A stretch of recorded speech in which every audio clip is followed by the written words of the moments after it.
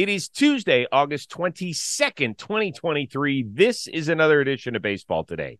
That is my man, Trevor Plouffe. I am Chris Rose. Producer Dan is back with us along the way. For that, we greatly appreciate it. You have a little more Twins work tonight that kind of snuck up on you, right? I'm doing some pre and post from the studio here. Yeah, I didn't have it on my schedule, even though they sent the schedule. So that's a mistake on my part, but I'm excited. I mean, it's a good series, Twins versus the Brew Crew. Um, those are always like really, really fun. They're always packed, a mixture of both crowds at the stadium. So I know the atmosphere will be good and it'll be fun to talk about. Usually we start our show with the tip of the cap. Today we're doing something a little bit different based on the breaking news that we received Tuesday morning from Jeff Passan, our buddy over at ESPN. He posted that Major League Baseball has placed Tampa's shortstop Wander Franco on administrative leave as the league and the authorities in the Dominican Republic continue their investigate Franco's alleged relationship with underage girls. So what does this mean? Wander Franco's administrative leave has now been made official by both baseball and the MLBPA. He is on leave, quote, until further notice. The league releases notes that administrative leave is not disciplinary, which means that Franco will continue to be paid and accrue service on it. The way we're both reading this, Plouffe, is that it sounds like he's probably done for the year, that the Rays now know. They probably assumed it when the news broke last week that that's the way it was going to go. Now they probably know it. The allegations are the allegations, and we will let that run its course, and they're extremely disturbing if you haven't read them. If you were a player in that clubhouse, what is your reaction today? I don't know how much of a reaction I have. It doesn't really change anything for you, as he hasn't been with the team for a week or so now. So I don't think it really changes anything there. I think you still hope that the allegations aren't true. Yeah, this is a guy that you spent a lot of time with, and obviously on the baseball side of things, he means a lot to your team and to the franchise. They give him a massive 12-year deal or whatever it is. I know we said that he might not be back this year. I don't know. Maybe he will. It just depends on how these things go. And, there's still another week left in August, another 4 weeks in September. Then you have October baseball, hopefully. If you're the Rays, I think they're pretty much entrenched in a playoff spot. So I think that's the thing. If you're a player, you sit back and you just have to go to work with the guys that you have in the room. You try not to even really think about this situation. And then, you just hope it's not true. I mean, I think that's kind of what's going through your head, and you just have to push forward, as a team. I know it sounds like you just try to remove yourself from the situation as best you can, because you have a job to do. You have, your family's relying on you, and the other guys in the clubhouse are relying on each other. So it's something like, what, he's not here right now. Like you said, let the investigation play out, and you go about your business. We're scheduled to have Tyler Glasnow on the Rose rotation. We're supposed to talk to him tomorrow, and we will be bringing this up, as uncomfortable as it is.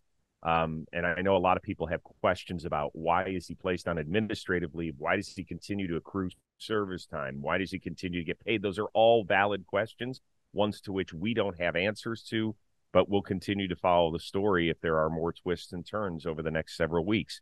As for on the field action, you did mention the Twins and the Brewers. It's a pair of first place teams in the Central. All this despite kind of offense that the kids would say mid at best, right? And nobody illustrates that point better than one Carlos Correa. We thought that the Twins received a bargain when the Giants passed, when the Mets passed because of the bum ankle. Is it possible, though, the Twins are going to end up regretting signing Correa to a 6-year, $200 million deal because of his lack of productivity? I really don't think so. He got started off really slow, and he's had spurts of good offensive play during the year. It hasn't been a ton. He's still under league average as far as OPS plus goes. But I think that the Twins organization needed a leader on the field, and that's what they got with Carlos Correa. I've spent time around the clubhouse, so I just see the impact that he has, even on days when he's not playing well. Like he has been the epitome of a professional with the Minnesota Twins, with the way he works and the way that he demands that other guys in the room work as well. He's kind of changed even, Chris, the way guys are lifting. In the gym, he touches everything every day. That's kind of something that a lot of the guys have adopted in that Twins clubhouse. Like, hey, let's get in the gym every day, kind of touch things. So he's had an impact everywhere. And if you just look at his play, his offensive play, where he's really struggled this year has been on fastballs, whether it's a four-seam fastball or a sinker. Typically, he's crushed those throughout his career. So I really think there's a few mechanical adjustments that can be had to get him back to be able to be on time for those fastballs, because that's what it is. If you're not hitting fastballs well, that just means you're just not on time. Whether that's you're late, whether that's you're early, there needs to be some sort of time mechanism that he can get back to being comfortable with fastballs without giving himself up on breaking balls. So I don't think that they're regretting it at all. I think he's good for the community in Minnesota, and he's been, without him, Chris, without him, there's not a lot of like vocal, real strong leadership in that clubhouse. I mean, there are guys that could do it, but Carlos is the guy right now, and I think he does a really good job with it. So to answer your question, I don't think they'll regret signing him to that deal. I think there's a lot better baseball in him as well. They want him to perform better, but even with what he's done so far this year, the intangibles, I think, outweigh everything else. So here's the good news. The Twins are going to win this division, okay? So he will have a chance to put his stamp on this team come October. And all it takes is a hot week or two, and all of a sudden people will forget about this miserable offensive season that he has had now his second year in Minnesota. And when he gets to the playoffs, that's when he loves the spotlight, right? A career 849 playoff OPS, 18 homers. How many times have we seen him with late game heroics? Like, he absorbs that stuff. And he's going to need to, because they're paying him $33 million this year, and that's basically the number that they're going to be paying him in the future. If you deal with his WAR by the end of the year, he will have been about an $11.5 million player, according to The Athletic, which did a big column on him about 10 days ago or so. That is a substantial difference. His number, depending on which WAR you use, 1-1. He has not missed time. He plays a premium position. He plays it very well defensively. So that means that he's getting virtually nothing accumulating WAR offensively. Among those, ahead of Correa in WAR, because he's in the 180s, is Cade Marlowe, who's played about 25 games for Seattle, Kyle Isbell, who's played less than 70 games for Kansas City, Jake Cronenworth, who plays a non-defensive WAR position in first base and has an OPS under 700. That's shocking and disturbing. And if he's doing this in the prime of his career, in his late 20s, what's going to happen at 31? Like, you do sit there and wonder. Now, he has a chance to erase all this come October. But if you think that the Twins aren't sitting there saying a little bit like, man, what did we do here? There might just be a hint of that. I honestly don't think there is. I think that when you look at his play overall, yes, it's been the offensive struggles that have really stuck out. But I'm being serious. I feel like he's just one offensive adjustment away. Now, yep. Is he going to get there this year? I don't know. Are the Twins hitting coaches going to help him out with that? I don't know. But I think over the course of the contract, he'll prove to be valuable for it. And, like the offensive numbers, he has 426 at bat, so it's going to be really tough for him to change them and to kind of get back to where he is on the back of his car. But I think that's something you have to mention too. Like, this guy has a track record. He is 28 years old. He's not out of his prime. Like, things are going to be okay. I really think he's one tweak away from being that 800, 820 OPS guy that he's been throughout his career. You mix that with a solid defense. You mix that with a leadership ability. I think it's still good for the Twins. We'll see. We touched on this yesterday, but didn't realize at the time that the New York Times had done a big column we didn't. with Orioles owner John Angelos. So I just wanted to take it a little bit further. We don't have to spend as much time on it.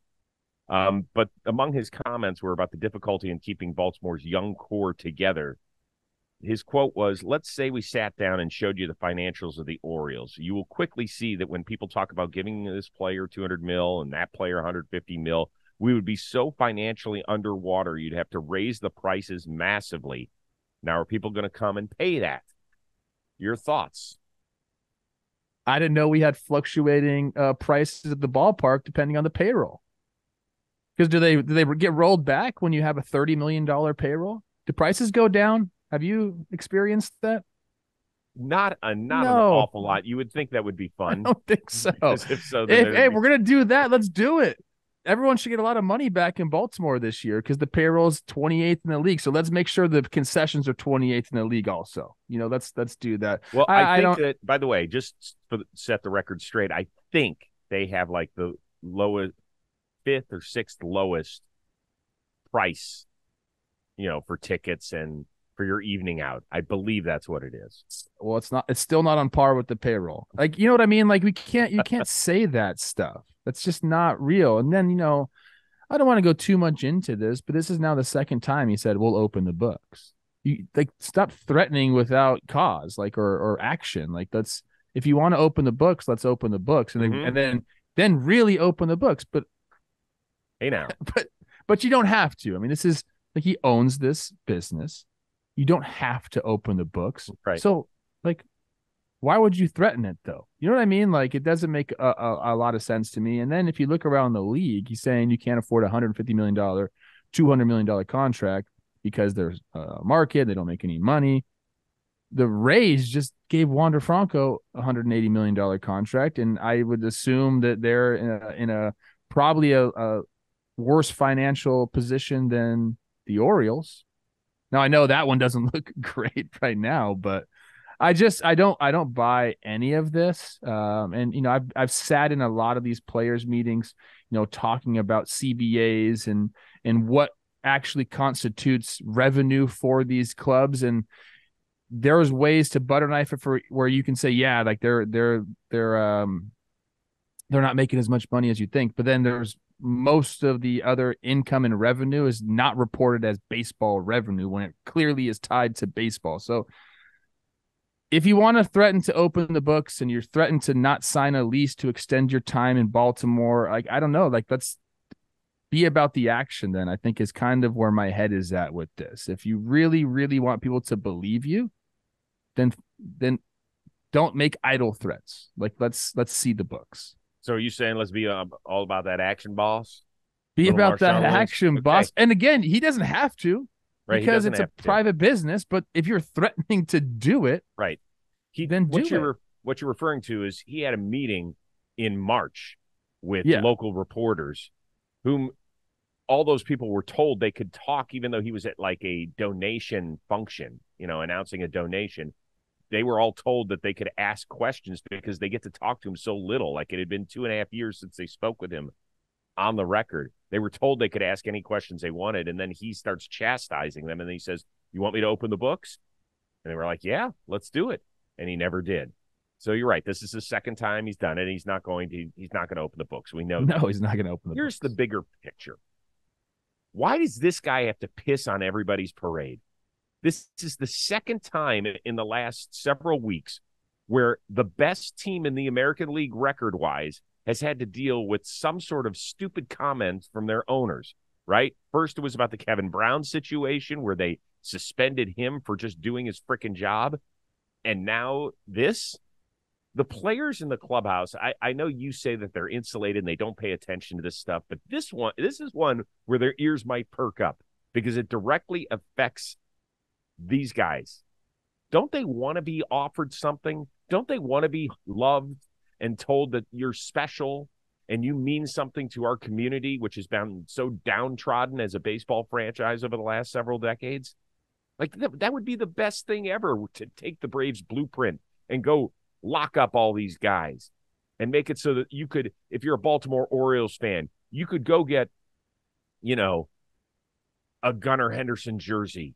You could go get your Jackson Holiday jersey in 18 months and feel good about it because we're going to lock him up. You go get your Adley Rutschman jersey. All of this stuff. Grayson Rodriguez. That is empowering for people of teams that have small market syndrome, if you will. But this guy has got, holy smokes, he must be a blast at dinner parties. The shit that comes out of his mouth, because he's got no filter. Yeah, I think that's kind of the thing now is if you want to talk about not being able to sign $150 million players, like you have guys that are at the beginnings of their career where you probably wouldn't have to offer $150 million. So you can go and take a chance on at least a few of these guys. I mean, that is, and it has been the blueprint for some of these teams that put themselves in these long windows like the Braves. You have to go and take some chances on the younger players. And I think that, they're in a very good position to be able to do that with a lot of the guys on their roster that they think are going to be there a long time. Don't wait. He's just going to complain and make it seem like he's the victim. I don't get him. I don't understand him. I don't like him. And I feel for Baltimore fans. You know what I do like? I like the reaction of my dog, Sydney, when it's time for her to eat. Now, I don't know about your pooch out there, but sometimes she gets a little finicky over the food, right? She gets a little tired. She's like, oh, my God, I'm having the same thing for the 978th consecutive day. Well, recently, that totally changed. When it is chow time in the Rose household for our lovable Sydney, she is ready to go thanks to our friends at Farmer's Dog, which makes and delivers fresh, healthy dog food. It's developed by vets. It's nutritionally balanced. It's made from real healthy ingredients to human food safety standards. Now, the Farmer's Dog also sends the food pre-portioned specifically for your dog based on their unique nutritional feeds. And this really makes it very easy for them to help maintain your dog with their ideal weight. That's one of the biggest indicators of a full, healthy life. All I had to do was go online. It took less than 5 minutes. I filled out a total questionnaire about Sydney, how old she is, her health background, how much activity she gets. Does she get constant walks? Does she play outside? All of that sort of stuff. And then they send it to you in this freezer package, right? All you do is put it in the freezer, and they're these real thin packets so they don't take up a lot of room.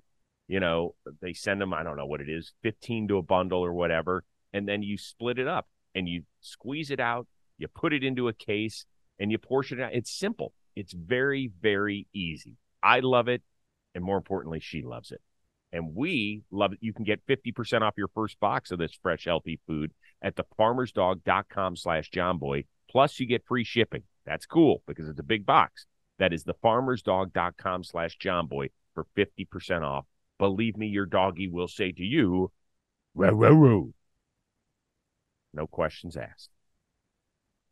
We continue on with the NL wild card. It is a mess right now, but in a very, very fun way. The Cubs actually hold the second wild card. They took care of business against the Tigers. The Diamondbacks had a huge come-from-behind win against AL West leading Texas. Not once, but twice, once in the ninth inning, and then again a winner in the 11th inning. You've got the Giants, the Reds, the Marlins, as I mentioned, the D-backs, all within a couple games of Chicago. Which of those 5 teams are you most interested in watching their journey the rest of the season? I'm not saying that they're definitely going to make the playoffs, but who's the most interesting of those teams? They're all interesting in their own right. I think I'll go with the San Francisco Giants. I'm always curious about them, and they've been kind of slipping over the last 2 months. If I'm reading this right, they're 19-24 since the beginning of July. So sitting 5 games under there. And what really is interesting to me is, and I've mentioned this a few times on the show, it's the fact that they just don't. We talk about the Rays like being unconventional with their pitching staff. They tried to have a 5-man rotation this year. It hasn't really worked out. The Giants have the most unconventional pitching in all of baseball. They have 2 guys in Alex Cobb and Logan Webb that have made over 20 starts. Nobody that's active right now on the roster has more than 11 games started. So like they open, they piggyback, they have bullpen days, they do a bunch of stuff. And like to be able to get through these last 5 weeks of the regular season, like it's such a weird thing to navigate with your pitching like that. Now I know they're going to get some help in September, add another pitcher, but I don't know exactly their plan. I think they just called up one of their big prospects as well. Harrison's going so today. Like they're looking for that to provide some, or looking for him to provide some depth there in the rotation. So along with that, like if you look up their lineup, there's a couple guys that are having really good years, but there's not a lot of like household names, if you will, in the middle of that lineup. So I just think they're really able to piece together ball games here. It hasn't worked out as of late, but they put themselves in a pretty good position to be in the hunt here for the race. I'm curious to see how they can handle it going forward, because there still is 5 weeks left of this baseball season where it just seems like they've kind of been scrambling, with their pitching and then just getting enough from their offense to keep themselves in the race. I want to see them continue to do it. And although the Giants, it feels like they've been a veteran team for about 25 years now, they do have some young guys that are trying to put their thumbprint on this team. But I'm going to talk about the most young, exciting squad that's been around for the last several months, the team whose hat I am donning. That would be the Cincinnati Reds. They didn't do much at the trade deadline. And part of the reason was, pitching-wise, they said, we've got some arms coming back, right? Well, Hunter Green came back and, what did he give up, 5 homers or whatever it was? It wasn't pretty, but he's back, and he has had some very, very good outings this year. Nick Lodolo continues to have rehab assignments. He's got to be close. Ben Lively, same sort of thing. So these arms are now going to join all these young guys that are already up, right? We've talked about the entire franchise that's here. Encarnacio Strand is here. Marte just got called up to go along, with the rest of the under 25 crew. So let's go. Let's see what you've got. Now, a few things that are really interesting here. From September 8th on, I know this is dangerous when we talk about schedules because losing teams beat winning teams all the time, particularly in September. From September 8th on, the Reds will have 7 more series left. Only 1 is against a winning team in Minnesota. So that what it means is, doesn't mean that they're going to waltz through and win 2 out of 3 every series, but it means the opportunity is there.